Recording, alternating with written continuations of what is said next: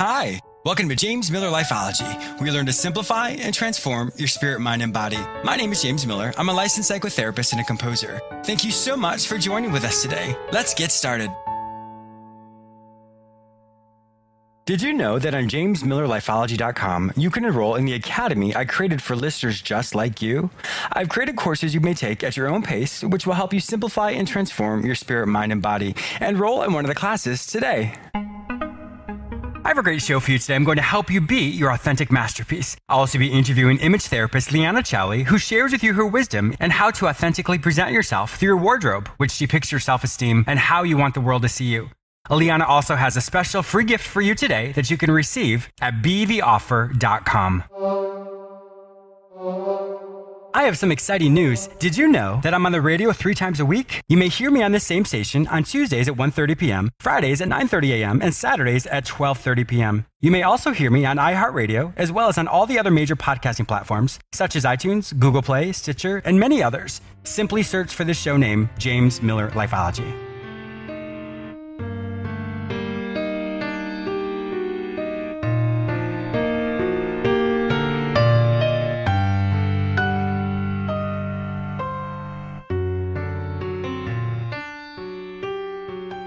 You all know me as a psychotherapist, but some of you may not yet know me as a composer. I currently have 2 albums which have been released. Think of both albums like books. Each original composition is written like a chapter in a book.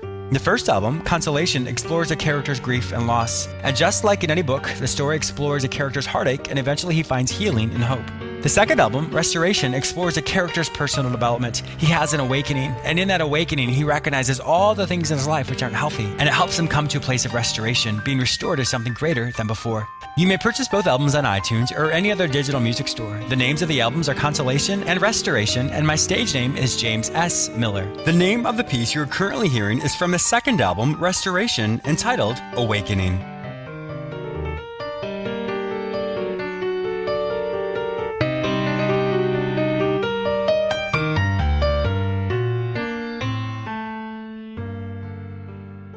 Peacocks were born to display their beauty to the world, so they do. Giraffes were born to reach the tallest leaves, so they do. Eagles were born to soar high above the earth, so they do. Ants were born to work hard and contribute considerably to their team, so they do. Lions were born to roar loudly and dominate the savannah, so they do. Canaries were born to sing beautiful melodies, so they do. Bees were born to pollinate flowers and continue the circle of life, so they do. Dogs were born to act as loyal and faithful companions, so they do. Cheetahs were born to sprint at a frenetic pace, so they do. Just like those animals, you were born to be exactly who and what you are. Being your authentic masterpiece. Many times we can look around at the world and think, my goodness, I would love to look like this person, or I would like to be as successful as this person, or I would like to be this or that. And we often will try and emulate those people. And there's absolutely nothing wrong with having goals and dreams to aspire to be something greater than we are today. But when we want to be those people so badly that we look at our own lives and all of a sudden we feel badly about ourselves, then we're doing ourselves a disservice. Each one of us has certain talents and gifts that were specifically designed for us. When you think of this from a physiological standpoint, the genetic code that was given to you by your parents and by your ancestors has allowed you to be the masterpiece that you are today. Often we will compare ourselves to other people and think, I wish my nose wasn't this way. I wish I had a different hair color. I wish I was taller. I wish I was skinnier. We always wish something was different. Now, of course, there are ways in which we can change that through diet and exercise. When we simply focus on what we don't have, then that is really all we're going to see. But when you reframe that and you think about what you do have and what you are grateful for, your perception of self starts to change. When you think of a painter or a sculptor, you could look at their work and think, wow, that's amazing, that's priceless. But the reality is, some of those paintings aren't the most attractive. For example, Picasso, you look at his abstract art. That typically does not seem like that would be a masterpiece, but those masterpieces are worth millions of dollars. Matisse, Dali, all of those painters, as amazing as they are, many people wouldn't consider them to be beautiful based off of the symmetry of the body or how they were presented in the painting. But once again, those are masterpieces. We decide what is a masterpiece, not based off of the symmetry or other attributes. We base a masterpiece off of our perception of it. It's the same thing with you. What you perceive about yourself is going to determine your worth, your value. There's absolutely nothing wrong with you. Your differences should be embraced. What we say to ourselves in our mind or even behind closed doors really is a reflection of what we believe about ourselves. How you present to the world through your behavior, through your interactions, through the word choices you use really determines your value. In certain situations, we present really well, but in other situations, we really struggle. We feel less than, we don't feel as if we're adequate. It's important for you to recognize your worth, your value, and truly be the masterpiece that you are. You are beautiful and amazing just the way you are. And as you continually grow and accept who you are, that's when you can holistically grow and develop and have all areas of your life mature and grow and be the person you are destined to be. But if you're constantly saying all the things that you think are wrong with you, that's really as far as you're going to go. You will not be able to develop and grow and be the amazing person that you are destined to be. The choice is yours. So today, be an authentic masterpiece. Change your self-perception and accept every part of who you are. A quick example of one of the courses you'll find in the Academy entitled Spirit, Mind, Body, The Perfect Triad. This non-religious course helps you understand how your intuition, or rather your gut, your logic, and your body all work together to help you overcome any obstacle you may face. Enroll in the class today. Liana Chaouli is a president and founder of Image Therapists International Incorporated and a globally recognized thought leader, style expert, and educator. Liana creates transformation for her clients through the power of wardrobe, and for 2 decades, she has consulted top CEOs, celebrities, media personalities, and political figures on matters of self-image and style. As a creator and developer of image therapy, Liana works closely with her clients to uplevel and transform their personal and professional presence. She applies a balanced combination of focused personal analysis, physical appearance, and educational training to address and improve attitudes that affect her clients' self-esteem and overall sense of worth. Liana is a best-selling author of You Are a Masterpiece, How to Dress a More Powerful and Authentic You. Some of her clients include Bob Mackie, the Canfield Training Group, IBM, Nordstrom, Coldwell Bankers, University, Chico's, Canyon Ranch, and many more. Welcome to my show, Liana. Thank you, James. I'm so delighted to be here. I am too. This is going to be an amazing interview. I'm so excited to have you share your information with my listeners. I was blown away when I was reading different things about you and how you help so many people. So this is going to be a fantastic interview. Thank you, my dear. Biggest question I have, I'm sure people are thinking, what is an image therapist? Yeah, that's a beautiful question. And people ask me that all the time. You know, they go, what do you do for a living? Or I'm out somewhere and they go, oh, you're an image therapist? Or when I speak, you know, and it's on the agenda and then there's like 2,000 people in the room. Yeah. Image therapy, what is that? So image therapy is the process of the design of who you are, understanding the PhD in design of who you are so that you can dress your masterpiece authentic to who you are and respectful to every single situation that you go into. Which I think it's so powerful in many ways, because when you think of every situation you are involved in or everything you do, there's usually huge discrepancy with that. For example, if you are you just finished up at the gym and you have to go into a meeting or just doing something else, you're not probably representing yourself in the new environment that you probably could, should you taken just a few minutes to present yourself and maybe pull yourself together a little bit. Yeah, and pull yourself together, you know, for you. Not pull yourself together like the guy in the fashion magazine or like your mom or like your sister or like somebody else. I always say, you know what? I would love for you to be you. And here's why. Because everywhere you go, there you are. Yeah. That's the first reason. The second reason is I want you to be you because everyone else is taken. Yes. So if you're out there in the world and you're trying to be like somebody else, first of all, the exhaustion that you know continues to be in your life, it's exhausting to try to be somebody else. Well, you even think about social media. On social media, everybody, they present themselves in the best light. But when you look away from that, you know, your life is going to be different. So if you're trying to emulate someone else and their style and everything about them, you're right. That is absolutely exhausting. And there's no way that you're going to be them because you are you.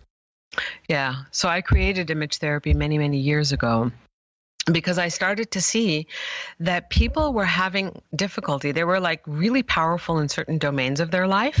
You know, they were PhDs and they did their work and they raised their children and they were wonderful wives. But when it came to dressing their masterpiece, which I believe every human being's masterpiece, beautiful. Yeah, just the way you are, they would twist themselves into some pretzel. And they would want to behold fashion and they would want to be a slave to fashion. And I'm like, honey, listen, if your body and your body architecture and who you are and your personality and the essence of who you are and your beingness does not allow you to wear a mini skirt, then stop trying to wear one. Yeah, you're right. That is exhausting. That is absolutely exhausting. You know? Because I'm sure you would feel really badly about yourself as well if you don't look like the models and the magazines and you're trying to emulate something which wasn't designed for you. Right. And the world out there does not make it easy for us to be ourselves. Yeah. You know? What is the difference between style and fashion? which is what this brings me to. Look, style is an expression of the authentic self. Uh-huh. So if you are a gypsy, or if you are your archetype is like a whimsical kind of a crazy person like Betsy Johnson, okay, the designer Betsy Johnson, she's never going to adhere to any fashion. She has carved out a niche for herself, and so can we. Yeah. If we stay true and authentic to who we are, if like the essence of the sound of your voice, which is a big part of who you are, you guys are like watching this or listening to this, maybe you've seen a picture, and then suddenly I come up and I have a voice like this, and I was like, oh my God, that's Liana. Oh my God, she's so different. You know, we don't realize that style, which is STYLE in my world, you know, when I have my event, Live Your Life in Style, style stands for seek to transform your life every day. And your closet is a toolbox with which you can up-level yourself every single day. It's your second skin. It's your imprint onto the world and the relationship you have with your body and your clothing. And those two are like, that's like the imprint that we leave. That's a big piece of style.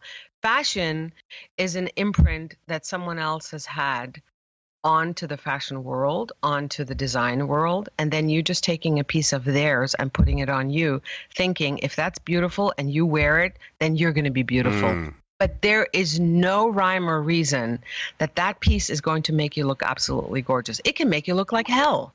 Yeah, it's true. It's absolutely true. For example, that miniskirt that someone may try and wear may not look so good. A huge, crazy print, James. I cannot tell you how many times I walk down the street and I basically have a heart attack and I want to go up to people and I want to go, please don't do that. Please don't. You're hurting. It's like my sense of beauty and balance is being raped and invaded. Yes. This outfit is walking in a half an hour before you are, and it's leaving the room an hour after you and fully drunk. Wow, that's a good way to say that. So the understanding of image therapy and the process of image therapy, the application of it, is a PhD in up-leveling you. You know, it's a connection of understanding who you are. What does your body look like? What's your coloring look like? Where do you find the key elements that you can take out of who you are and replicate them in the clothing? So, for example, many, many years ago, when I was doing this, you were asking me, how did you become an image therapist, or what's an image therapist? You know, I started this road because I saw that women were not capable of looking at themselves. 35 years ago, it was just women. And when people would say to me, well, how long have you been an image therapist? I would say, you know what, my whole life. That would just roll out of me. Yeah. And then I realized I was speaking at an image consultants convention in Washington, D.C., and at that time, my relationship with my mother was still very, very difficult. As a firstborn of 3 and, you know, defiant child that I was, at 40, it was still difficult. And she came to an event where I was the keynote speaker, and then she ended up in one of my breakout sessions, and I was unaware that she was in the room. Goodness. And she went at the end of the 3-hour session, she went to the back of the mic, and I didn't know that it was my mother, and she starts speaking. Oh my gosh, man. And my heart just sank, and I was like, oh my God, what is she going to say? And she started to say, you know, I don't have a question, but I have a comment. I'd like to share with you that when I was a young woman, I was very, very ill, and I was in bed a lot. And my 3.5-year-old daughter would go into my closet and she would pull on the clothes until the hanger broke, and she'd get the purse and the scarf and the glasses and the hat and the shoes, and she would lay everything out on top of the bed that I was laying in, my head covered in blankets. And she would come up to the head of the bed and she would pull the blankets away and she'd whisper in my ear, Mommy, I got everything out for you. Please get dressed, because if you get dressed, then you're going to feel so good and so beautiful. And then you and I, we can go out and we can have fun together. Please get up, mommy. That's beautiful. And she said, I couldn't get up. I could not follow my daughter's invitation. I was so ill. But all of you standing in this room, listening to her train you, you can follow her invitation, because the same little girl that dressed me is the same woman that just taught you everything she knows. And I know how fabulous and amazing she is because beautiful. I was her first client. Wow. My mom is the reason for why this has all grown. Wow, that is amazing. And I'm sure what a beautiful gift she gave you as well. Obviously, you didn't know she was going to be there. And then what a beautiful, I can't even describe it, but a beautiful gift that she gave you. We were all sobbing, James. I was at the front of the room. We were all crying. And you know what I realized in that moment is that this passion that I have for up-leveling people, you know, so like the show The Swan, or these makeover shows on television, they call me and they say, please come in and do this work with us. And I said, there is no way that I'm going to take a human being and crush them to minus 400 in order for the show to lift them up. I pick people up where they're at. Because people already have such a difficult time with their bodies and with their persona and with wanting to hide. You know, we use clothing to hide, James. We don't use it as a platter upon which we are presented. And I was going to ask you that, Liana, how is self-esteem linked with what people wear? Well, it's like what I just said. You know, we use clothing to hide. We have to get dressed. 90% of the world does not feel good about their bodies. I can tell you for sure, whether you're a size 2 or a size 22, I had a major, beautiful, amazing actress in my studio, James. And I put a dress on her. She was standing 6 feet away from the big mirrored wall. And I said, sweetheart, I'm just going to go out, get you a glass of water. I'll be right back. Size 2, tall, gorgeous, flawless skin, flawless body, flawless everything. I come back, she's wearing the dress, and she's standing in front of the mirror, and she's crying. Oh, my gosh. And I said to her, why are you crying? She says, Liana, I cannot believe that the reflection in that mirror, that beautiful reflection in that mirror, is truly me standing here, that I cannot be that beautiful. Oh, my gosh. Wow. And James, that's what's happened. What happens, it's like when I say, as an image therapist, I get to undress your spirit so we can dress your body. The armor that we have carved around our hearts, and I say carved because it's taken years to build it, is not, it's like superfluous. It doesn't help us grow our self-esteem. Because we think there's something we always have to hide. We weren't raised with mothers and fathers and grandparents and uncles and aunts who held us in the palm of their heart and said, oh my God, you, my sweet, are the most beautiful creation on God's earth. We were frowned upon, you know. Yeah. We weren't allowed to be who we are. We weren't allowed to be self-expressed. We would sing and whistle and dance as children do. And then, no, be quiet. No, don't do this. No, you can't do that. No, you can't put the underwear on top of your head and go to school in the hat. Yeah, that's true. You know, one gaze, James, one negative, demeaning, degrading gaze from a mother or a father. It doesn't even have to be a word. One gaze is enough for a child to make a contract and say, I will never, ever do that again. And there's the lock on the armor. And then we grow up defending the armor. We don't even defend who we are.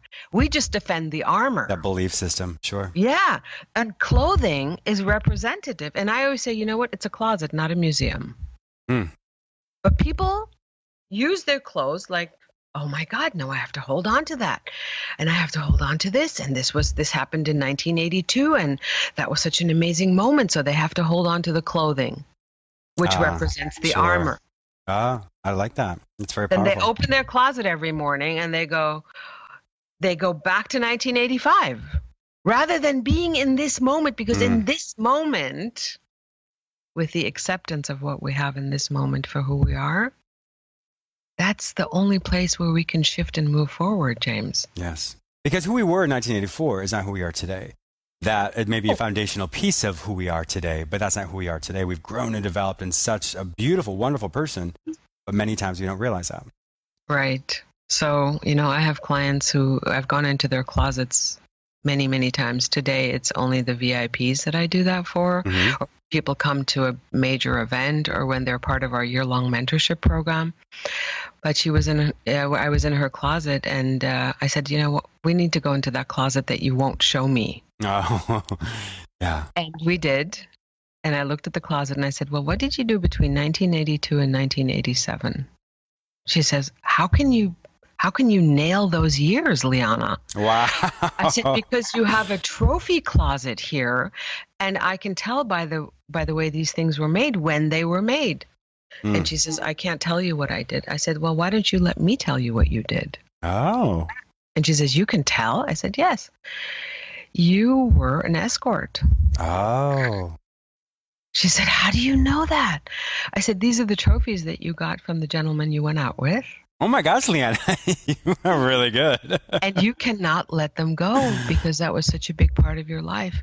But if you want to get married and you want to have a family and you want to let that part go and now you're a real estate agent, you want to let these pieces go. Yes, you need to let these pieces go. You need to let these pieces go. Exactly. And she was just sobbing and crying.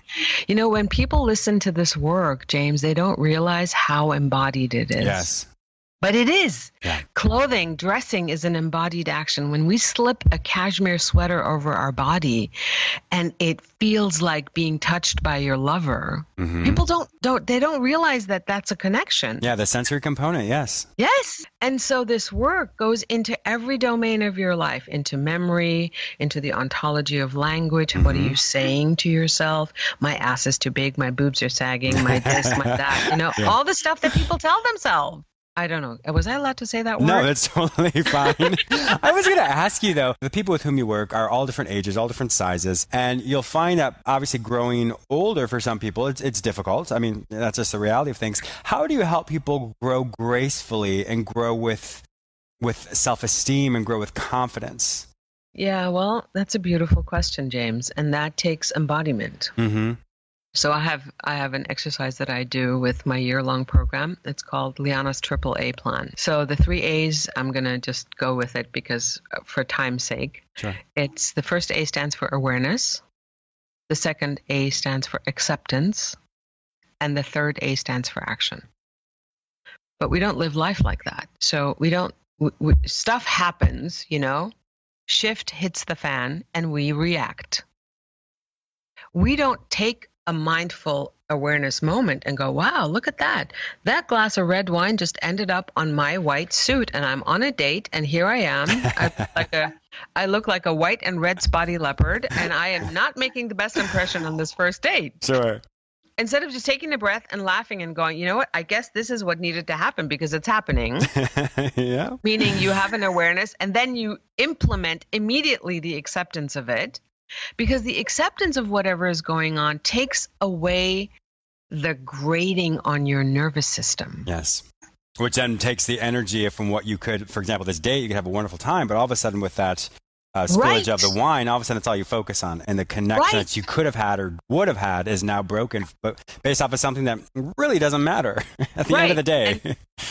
And then usually what happens is that these reactions are the past coming into this moment undistinguished and unacknowledged as such. And what we're reacting to is not the wine, but we're reacting to a memory from the past that was ignited in this moment.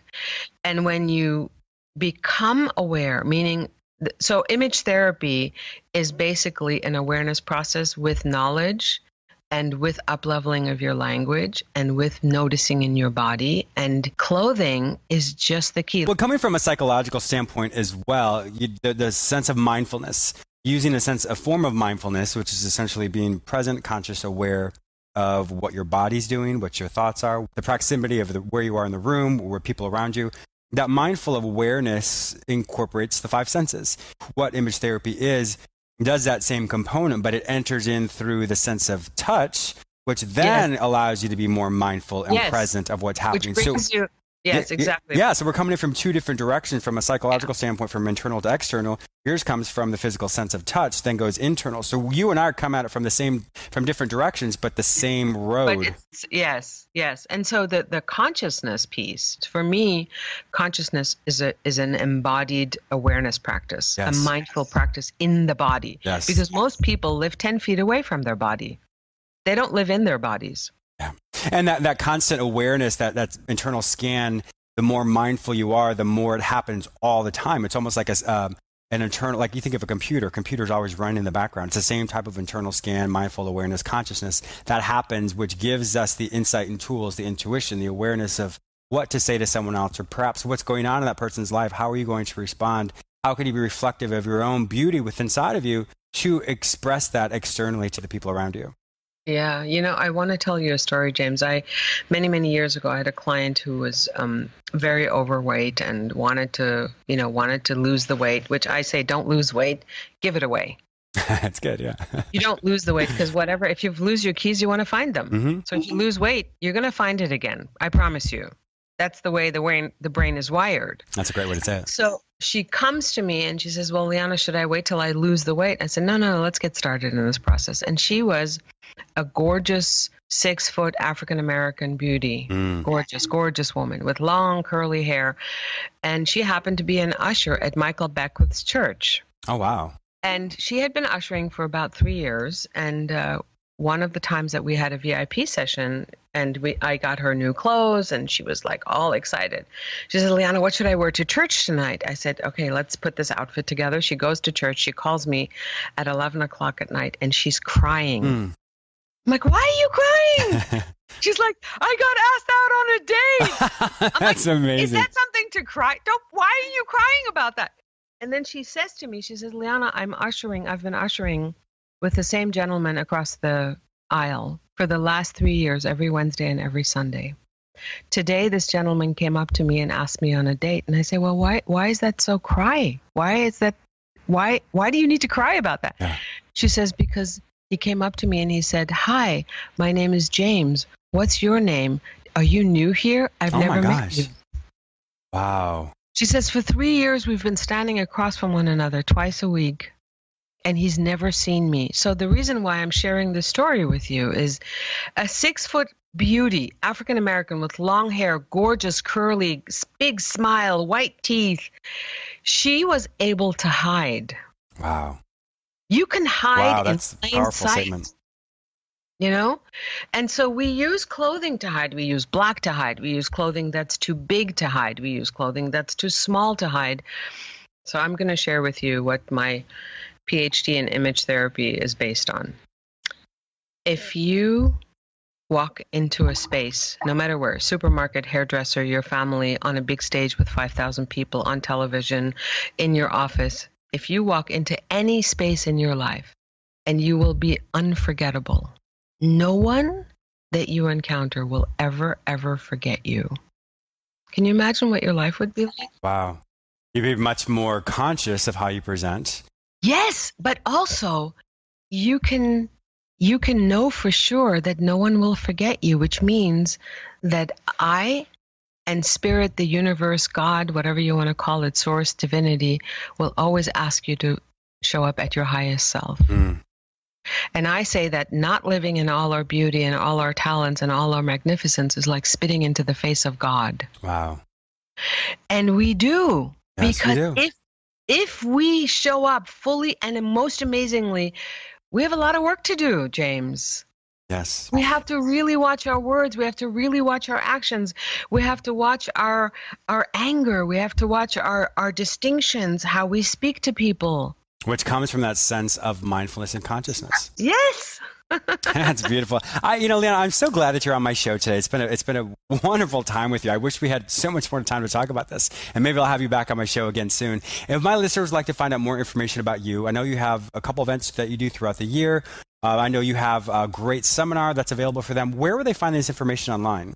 So for all of you, I have a free gift. So please go to betheoffer.com, BETHEOFFER.com, betheoffer.com.